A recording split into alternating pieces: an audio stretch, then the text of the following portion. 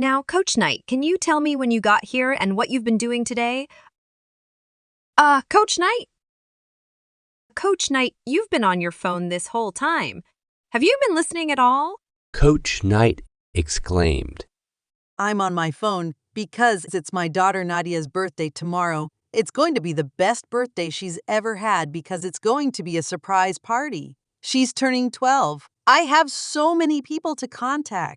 Anyway, to answer your question, I arrived around 9 a.m. for a run. I prefer to do my jogs here around the soccer fields instead of the local gym because I don't like running into students when I work out.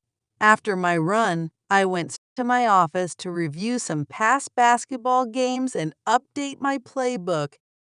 You, couldn't review the games from home? The detective asked. No. Coach Knight laughed. My husband Pete and our daughter Nadia interrupt me. I need the quiet. Makes sense. Jade remarked as she clicked her pen and placed her notepad back in her purse. Well, I think that's all the information I need. Mr. Garnett, I think we should let these kind people return to their work. Thank you all for your time. After the 3 staff members had shuffled out of the conference room, Mr. Garnett sighed. Well, I guess that was a waste of time. On the contrary, responded Jade. I believe I have solved your case.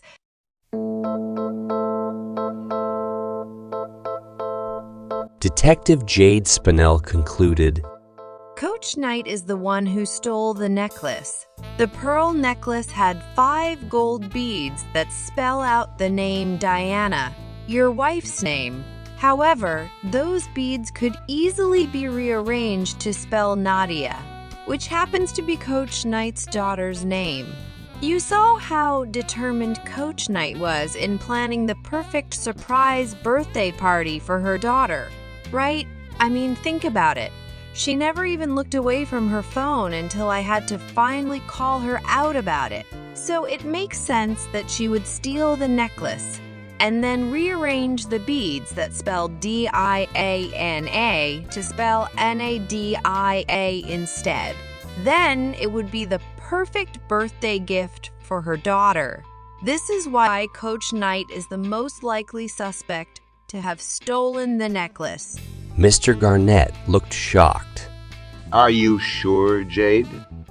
Most definitely, she replied. That's because I have 2 other premises, plus the evidence to back up those 2 reasons.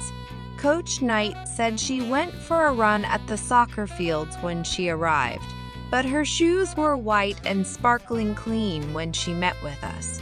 If she had gone for a run, her shoes would have been dirty.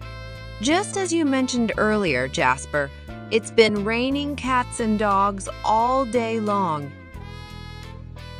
Because she was clearly lying to us, she is most likely the one who stole the necklace. Oh, that is a good point. I never thought of that. Lastly, Coach Knight arrived at the school before anyone else did. She arrived at 9. Jet Flint did not arrive until an hour later at 10. Mrs. Stein did not arrive until 10:30, an hour and a half after Coach Knight did. And the necklace was already gone by 11 anyway. Coach Knight had a whole 2 hours to steal it. She had way more time to steal it than the 2 other suspects. Therefore, Coach Knight is the most likely suspect who stole the necklace. As Detective Spinell prepared to leave, she turned to Mr. Garnett. I'll keep you updated on the investigation. In the meantime, I suggest you take extra precautions with valuable items in the school. Principal Garnett looked troubled, but nodded. Thank you, Jade. I'll make sure to follow up on this and take the necessary precautions. Detective Spinell gave him a reassuring smile before leaving the office, confident that she had pointed the investigation in the right direction.